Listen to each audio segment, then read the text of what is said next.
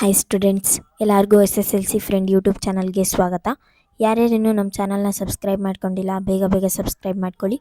ಬನ್ನಿ ನಾವಿವತ್ತು ನಡೆದಂಥ ಪರೀಕ್ಷೆಯ ಕೀ ಆನ್ಸರ್ಸ್ ನೋಡೋಣ. ಅಂದರೆ ನಿಮಗೆ ಇವತ್ತು ಫಸ್ಟ್ ಲ್ಯಾಂಗ್ವೇಜ್ ಕನ್ನಡ ಪರೀಕ್ಷೆ ಆಗಿದೆ. ಸೊ ಈ ಒಂದು ಕ್ವಶನ್ ಪೇಪರ್ದು ಕೀ ಆನ್ಸರ್ಸ್ನ ನೋಡೋಣ. ಸೊ ನಿನ್ನೆ ನಾನು ಎಲ್ಲರಿಗೂ ಸ್ಕೋರಿಂಗ್ ಪ್ಯಾಕೇಜು ಮತ್ತು ಪಾಸಿಂಗ್ ಪ್ಯಾಕೇಜ್ ಎಲ್ಲ ಕೊಟ್ಟಿದ್ದೆ.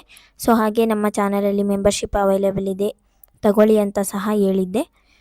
ಸೊ ಸ್ವಲ್ಪ ಜನ ತೊಗೊಂಡಿದ್ದೀರಾ, ಥ್ಯಾಂಕ್ ಯು ಸೊ ಮಚ್. ಇದೇ ರೀತಿ ತುಂಬ ಜನನೂ ತಗೊಳ್ಳಿ, ಯಾಕಂದರೆ ನಿಮಗೆ ಇಂಪಾರ್ಟೆಂಟ್ ಕ್ವಶನ್ ಯಾವುದು ಅಂತ ಅರ್ಥ ಆಗುತ್ತೆ. ಅದಕ್ಕೋಸ್ಕರನೇ ನಮ್ಮ ಚಾನಲನ್ನು ಸಬ್ಸ್ಕ್ರೈಬ್ ಮಾಡ್ಕೊಂಡಿರಿ, ಆವಾಗ ಮಾತ್ರ ನಿಮಗೆ ನಮ್ಮ ಎಲ್ಲ ವೀಡಿಯೋಸ್ ರೀಚ್ ಆಗುತ್ತೆ. ಸೊ ಇವತ್ತಿನ ವಿಡಿಯೋನ ಸ್ಟಾರ್ಟ್ ಮಾಡೋಕ್ಕಿಂತ ಮುಂಚೆ ಸೈನ್ಸ್ ವಿಡಿಯೋ ಬೇಕು ಅಂದರೆ ಕಮೆಂಟ್ ಹಾಕಿ, ಅದನ್ನು ಆದಷ್ಟು ಬೇಗ ನಾನು ಮಾಡಿಬಿಟ್ಟು ಹಾಕ್ತೀನಿ. ಸೊ ಇವತ್ತು ಕನ್ನಡ ಆಗಿದೆ, ನೋಡ್ತಾ ಇದ್ದೀರಾ. 18 ಮತ್ತು 3 2026. ಸೊ 100 ಮಾರ್ಕ್ಸು ನಿಮಗೆ Kannada, first language Kannada. So ನೋಡ್ತಾ ಇದ್ದೀರಾ, ಫಸ್ಟು ಬಹು ಆಯ್ಕೆ ಪ್ರಶ್ನೆ ಇದೆ. ಸೊ 6 ಪ್ರಶ್ನೆಗಳಿದೆ ಬಹು ಆಯ್ಕೆ. ಫಸ್ಟ್ ಪ್ರಶ್ನೆಗೆ ಆನ್ಸರ್ ನೋಡೋದಾದರೆ, ಕನ್ನಡ ವರ್ಣಮಾಲೆಯಲ್ಲಿರುವ ಅವರ್ಗೀಯ ವ್ಯಂಜನಗಳು.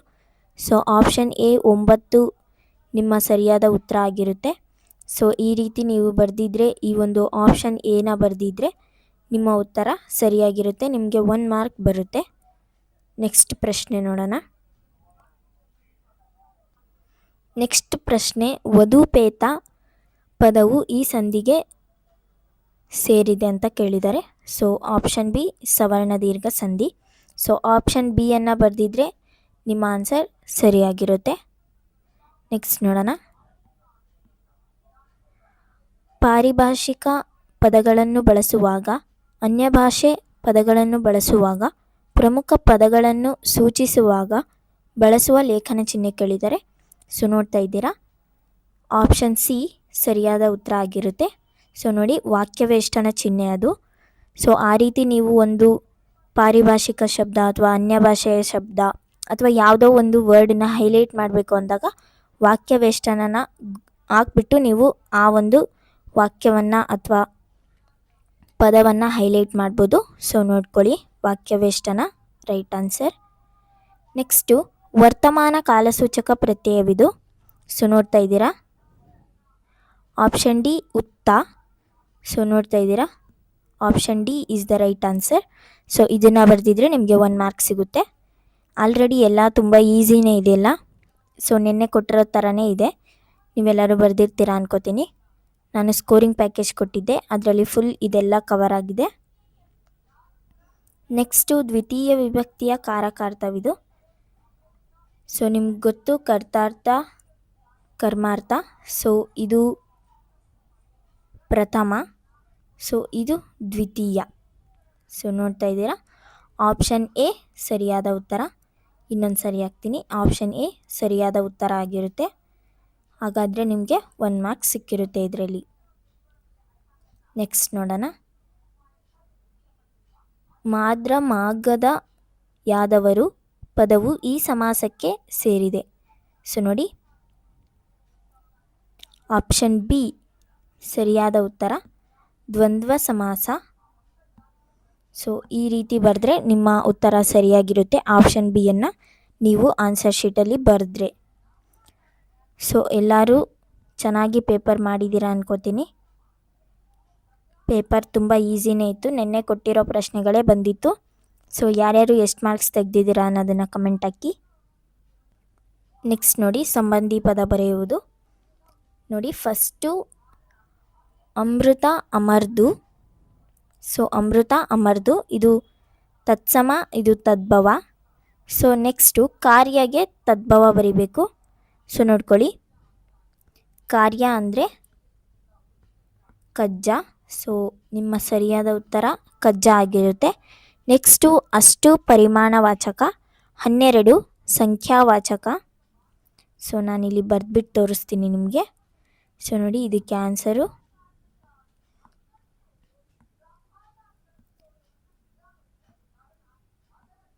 ಸಂಖ್ಯಾವಾಚಕ. ಸೊ ಇಷ್ಟು ಬರೆದ್ರೆ ನಿಮ್ಮ ಆನ್ಸರ್ ಸರಿಯಾಗಿರುತ್ತೆ. ನೆಕ್ಸ್ಟ್ ನೋಡಿ, ಹಾಲ್ಜೇನು ಜೋಡು ನುಡಿ, ತುತ್ತ ತುದಿ ದ್ವಿರುಕ್ತಿ. ಸೊ ದ್ವಿರುಕ್ತಿ ಅಂತ ನೀವು ಬರೆದಿದ್ರೆ ಆನ್ಸರ್ ಸರಿಯಾಗಿರುತ್ತೆ, 1 ಮಾರ್ಕ್ ಬರುತ್ತೆ. ನೆಕ್ಸ್ಟ್ ಪ್ರಶ್ನೆ, ನಿನಗಾಗಿ ತದ್ದಿತ್ತಾಂತ ವ್ಯಯ ಪೆರ್ಮೆ ತದ್ದಿತ್ತಾಂತ ಭಾವನಾಮ. ಸೊ ನಿಮ್ಮ ಆನ್ಸರ್ ಕರೆಕ್ಟಾಗಿರುತ್ತೆ ಹಾಗೆ ಬರೆದಿದ್ರೆ. ನೆಕ್ಸ್ಟ್ ನೋಡಿ 1 ಮಾರ್ಕ್ ಕ್ವಶನ್ಸು, ಅಂದರೆ ಒಂದೊಂದು ವಾಕ್ಯದಲ್ಲಿ ಉತ್ತರಿಸಿ. ಸೊ ಕನ್ನಡಕ್ಕೆ ಪರ್ಷಿಯನ್ ಶಬ್ದಗಳು ಯಾವಾಗ ಬಂದವು? ಸೊ ನಿಮಗೆ ಗೊತ್ತಿರುತ್ತೆ, ಮಹಮ್ಮದೀಯರ ಆಳ್ವಿಕೆಯ ಕಾಲದಲ್ಲಿ. ನೆಕ್ಸ್ಟ್ ನೋಡಿ, ಅದೇ ರೀತಿ ಹಲಗಲಿ ಗ್ರಾಮ ಎಲ್ಲಿದೆ, ಪುಟ್ಟಪೋರಿಯ ಅಮ್ಮನ ತೂತು ಬಿದ್ದ ಸೀರೆಯಲ್ಲಿ ಯಾರು ಸೊರಗಿದ್ದಾರೆ, ಇದೆಲ್ಲ ಒಂದು ವಾಕ್ಯದ ಪ್ರಶ್ನೆಗಳು. ನೆಕ್ಸ್ಟು 2-3 ವಾಕ್ಯದ ಪ್ರಶ್ನೆಗಳನ್ನು ನೋಡೋಣ, ಅಂದರೆ 2 ಮಾರ್ಕ್ ಕ್ವಶನ್ಸು. ಸೊ ನೋಡಿ, ಲಿಪಿಯ ಜಾಡು ಹೇಗೆ ಆರಂಭಗೊಂಡಿತು? ಸೊ ನಾನಿದು ನಿನ್ನೆ ಕೊಟ್ಟಿರುವಂಥ ಪ್ರಶ್ನೆಯಾಗಿದೆ.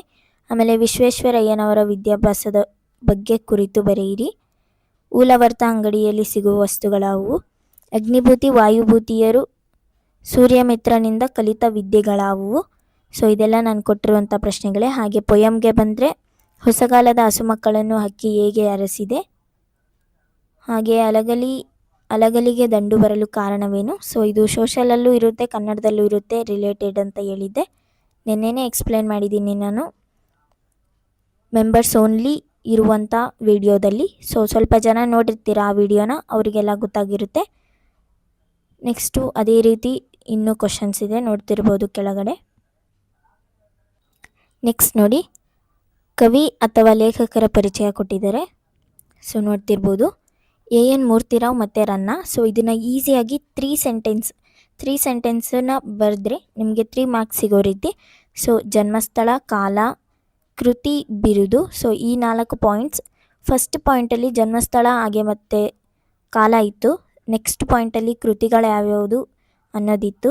ಥರ್ಡ್ ಪಾಯಿಂಟಲ್ಲಿ ಅವರ ಬಿರುದು ಅಥವಾ ಪ್ರಶಸ್ತಿಗಳು. ಈ ರೀತಿ ಇರುವಂಥ PDF ಕೊಟ್ಟಿದ್ದೆ. ಪಾಸಿಂಗ್ ಪ್ಯಾಕೇಜಲ್ಲೂ ಇತ್ತು, ಸ್ಕೋರಿಂಗ್ ಪ್ಯಾಕೇಜಲ್ಲೂ ಸಹ ಇದೇ ರೀತಿ ಕೊಟ್ಟಿದ್ರು ಅವರು. ಈಸಿಯಾಗಿ 3 ಸೆಂಟೆನ್ಸಲ್ಲಿ ನಿಮಗೆ 3 ಮಾರ್ಕ್ಸ್ ಬರೋ ರೀತಿ. ಸೊ ಇದು ನಿನ್ನೆ ಸಹ ನಾನು ಕೊಟ್ಟಿರುವಂಥ ಪ್ಯಾಕೇಜಲ್ಲಿ ಇತ್ತು. ಸೊ ವಿಡಿಯೋ ನೋಡಿದವರೆಲ್ಲ ಬರೆದಿರ್ತೀರ. ನೆಕ್ಸ್ಟ್ ನೋಡೋಣ. ನೆಕ್ಸ್ಟು ಛಂದಸ್ಸು ಕೇಳಿದ್ದಾರೆ. ಸೊ ಇದು ವೃತ್ತ ಇದು. ಸೊ ನೋಡ್ತಿರ್ಬೋದು, 3 ಮಾರ್ಕ್ಸ್ಗೆ ನಿಮಗೆ ವೃತ್ತ ಕೊಟ್ಟಿದ್ದಾರೆ. ನೆಕ್ಸ್ಟು ಅಲಂಕಾರ ಕೇಳಿದ್ದಾರೆ. ಸೊ ನೋಡಿ, ರೂಪಕ ಅಲಂಕಾರ. ಹಾಗೆ ಸೈನ್ಸ್ ವಿಡಿಯೋ ಬೇಕು ಅಂದರೆ ಕಮೆಂಟ್ ಹಾಕಿ, ಆದಷ್ಟು ಬೇಗ ನಾನು ಅಪ್ಲೋಡ್ ಮಾಡ್ತೀನಿ. ನೆಕ್ಸ್ಟ್ ನೋಡಿ, ಗಾದೆ ಮಾತು. ನಿನ್ನೆ ನಾನು ಮಾತಿನ ಬಗ್ಗೆನೇ ಹೇಳಿದ್ದೆ. ಸೊ ನೀವು ನಿನ್ನೆ ನನ್ನ ವಿಡಿಯೋ ನೋಡಿದರೆ 100% ಬರೆದಿರ್ತೀರ. ಯಾಕಂದರೆ ಮಾತಿನ ಬಗ್ಗೆನೇ ಸುಮಾರು ವೀಡಿಯೋಸ್ ಇತ್ತು, ಸುಮಾರು ಗಾದೆಗಳಿತ್ತು. ಸೊ ಆ ಎಲ್ಲ ಗಾದೆಗಳು ಮಾತಿನ ಬಗ್ಗೆನೇ, ಮಾತಿನ ಒಂದು ಮಹತ್ವವನ್ನೇ ತಿಳಿಸುತ್ತೆ ಅಂತ ಸಹ ನಾನು ಎಕ್ಸ್ಪ್ಲೇನ್ ಮಾಡಿದ್ದೆ ಅದನ್ನೇ. ಸೊ ಅದೇ ಬಂದಿರೋದಿಲ್ಲಿ. ನೆಕ್ಸ್ಟು ಸತ್ಯಕ್ಕೆ ಸಾವಿಲ್ಲ, ಸುಳ್ಳಿಗೆ ಸುಖವಿಲ್ಲ. ಇದು ಸಹ ಮಾತಿಂದೇ ಕೊಟ್ಟಿದ್ದಾರೆ. ಸೊ ನೀವು ಮಾತಿನ ಮಹತ್ವವನ್ನು ಕುರಿತು ಒಂದು ಉದಾಹರಣೆ ಸಹಿತ ಬರೆದಿದ್ರೆ, ಕನ್ನಡದ ವಾಕ್ಯಗಳನ್ನು ಅಚ್ಚುಕಟ್ಟಾಗಿ ಅರ್ಥಪೂರ್ಣವಾಗಿ ಬರೆದಿದ್ರೆ ನಿಮಗೆ 3 ಮಾರ್ಕ್ಸ್ ಪಕ್ಕ ಕೊಡ್ತಾರೆ. ನೆಕ್ಸ್ಟು ಸಂದರ್ಭ ಸ್ವಾರಸ್ಯ. ಸೊ ನಿನ್ನೆ ನಾನು ಕೊಟ್ಟಿದ್ದೆ, ಎಲ್ಲದನ್ನು ನೋಡ್ತಾ ಇದ್ದೀರಾ ಪೂರ್ತಿಯಾಗಿ. ನೆಕ್ಸ್ಟು ಕಂಠಪಾಠದ ಪೊಯಮು ತುಂಬ ಈಸಿಯಾಗಿತ್ತು. ಕಲುಷಿತವಾದಿ ನದಿ ಜಲಗಳಿಗೆ ಮುಂಗಾರಿನ ಮಳೆಯಾಗೋಣ, ಬರಡಾಗಿರುವಿ ಕಾಡು ಮೇಡಗಳ ವಸಂತವಾಗುತ್ತಾ ಮುಟ್ಟೋಣ.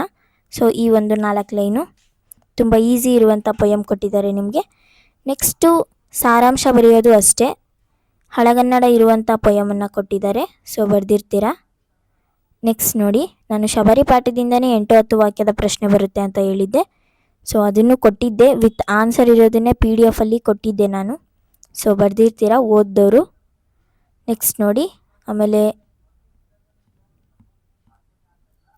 ಇದೆಲ್ಲ ಅದರಲ್ಲೇ ಕೊಡುವಂಥದ್ದು. ಒಂದು 2 ಕ್ವಶನ್ ಕೊಟ್ಟಿರ್ತಾರೆ, ಅದಕ್ಕೆ 2 ಮಾರ್ಕ್ದು ಆನ್ಸರ್ ಬರೀಬೇಕು ನೀವು. ನೆಕ್ಸ್ಟ್ ನೋಡಿ, ಒಂದು ಖಾಸಗಿ ಪತ್ರ, ಒಂದು ವ್ಯಾವಹಾರಿಕ ಪತ್ರ ಕೊಟ್ಟಿದ್ದಾರೆ. ಸೊ ಮೊದಲನೇದು ವ್ಯಾವಹಾರಿಕ ಪತ್ರ. ಸೊ ನೀವಿಲ್ಲಿ ನೋಡ್ತಿರ್ಬೋದು, ನೇಹ ಅಂತ ಕೊಟ್ಟಿದ್ದಾರೆ. ಸೊ ಚಿಕ್ಕಮಗಳೂರಿನ ಸರ್ಕಾರಿ ಪ್ರೌಢಶಾಲೆಯ ವಿದ್ಯಾರ್ಥಿನಿ ನೇಹ. ನೆಕ್ಸ್ಟು ಜಿಲ್ಲೆಯಲ್ಲಿ ಸ್ಪರ್ಧಾತ್ಮಕ ಪರೀಕ್ಷೆಗಳಿಗೆ ಉಚಿತ ತರಬೇತಿ ಕೇಂದ್ರವನ್ನು ಸ್ಥಾಪಿಸುವಂತೆ ಕೋರಿ ಮಾನ್ಯ ಶಿಕ್ಷಣ ಸಚಿವರಿಗೆ. ಸೊ ನೀವಿಲ್ಲಿ ಫ್ರಮ್ ಅಡ್ರೆಸ್ಸು ನಿಮ್ಮದಾಗುತ್ತೆ, ಅಂದರೆ ನೇಹಾ. ಸೊ ಟು ಮಾನ್ಯ ಶಿಕ್ಷಣ ಸಚಿವರಿಗೆ ಆಗುತ್ತೆ. ಸೊ ಅಂದರೆ ಇಂದ ನೇಹಾ, ಸೊ ಇವರಿಗೆ ಶಿಕ್ಷಣ ಸಚಿವರಿಗೆ. ಸೊ ಅದೇ ರೀತಿ ಕಂಟಿನ್ಯೂ ಆಗುತ್ತೆ ಲೆಟರ್ ಮುಂದೆ. ಸೊ ವಿಷಯ ಏನಪ್ಪ ಅಂದರೆ ಜಿಲ್ಲೆಯಲ್ಲಿ ಸ್ಪರ್ಧಾತ್ಮಕ ಪರೀಕ್ಷೆಗಳಿಗೆ ಉಚಿತ ತರಬೇತಿ ಕೇಂದ್ರವನ್ನು ಸ್ಥಾಪಿಸುವಂತೆ ಕೋರಿ. ಸೊ ಈ ರೀತಿ ನಿಮ್ಮ ಒಂದು ಲೆಟರ್ ಆಗುತ್ತೆ. ನೆಕ್ಸ್ಟ್ ನೋಡೋದಾದರೆ ಖಾಸಗಿ ಪತ್ರ ಕೊಟ್ಟಿದ್ದಾರೆ ಇನ್ನೊಂದು. ಸೊ ನೀವು ವ್ಯಾವಹಾರಿಕ ಪತ್ರನೇ ತುಂಬ ಈಸಿಯಾಗಿತ್ತು, ಸೊ ಅದನ್ನೇ ಬರೆದಿರ್ತೀರಾ ಅನ್ಕೋತೀನಿ. ನೆಕ್ಸ್ಟ್ ನೋಡೋದಾದರೆ ನಿಮ್ಮ ಒಂದು ಪ್ರಬಂಧ ಕೊಟ್ಟಿದ್ದಾರೆ. ಸೊ ನೋಡ್ತಾ ಇದ್ದೀರಾ ಇಲ್ಲಿ, ನಿನ್ನೆ ನಾನು ಕೊಟ್ಟಿರುವಂಥ ಪ್ರಬಂಧಗಳೇ ಬಂದಿದೆ.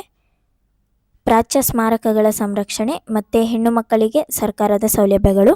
ಸೊ ನಮ್ಮ ಚಾನಲಲ್ಲಿ ಯಾರಾದರೂ ಮೆಂಬರ್ಶಿಪ್ ತೊಗೊಂಡಿಲ್ಲ ಅಂದರೆ ತೊಗೊಳ್ಳಿ, ನಮ್ಮ ಚಾನಲನ್ನು ಸಬ್ಸ್ಕ್ರೈಬ್ ಮಾಡ್ಕೊಂಡಿಲ್ಲ ಅಂದರೆ ಮಾಡ್ಕೊಳ್ಳಿ. ವಿಡಿಯೋ ಇಷ್ಟ ಆಗಿದ್ದರೆ ದಯವಿಟ್ಟು ಲೈಕ್ ಮಾಡಿ. ಹಾಗೆ ಸೈನ್ಸ್ ವಿಡಿಯೋಸ್ ಇನ್ನೇನು ಬಿಡ್ತಾ ಹೋಗ್ತೀನಿ. ಸೊ ಇಂಗ್ಲೀಷ್ ಮೀಡಿಯಮ್ ಆಗಿರ್ಬೋದು, ಕನ್ನಡ ಮೀಡಿಯಮ್ ಆಗಿರ್ಬೋದು, ಎಲ್ಲ ಮೀಡಿಯಮ್ದು ವಿಡಿಯೋಸ್ ಬಿಡ್ತೀನಿ. ಸೊ ಸೈನ್ಸ್ ಅಂತ ಕಮೆಂಟ್ ಹಾಕಿ, ಆದಷ್ಟು ಬೇಗ ನಾನು ವೀಡಿಯೋಸ್ನ ಅಪ್ಲೋಡ್ ಮಾಡ್ತೀನಿ. Thank you so much for watching.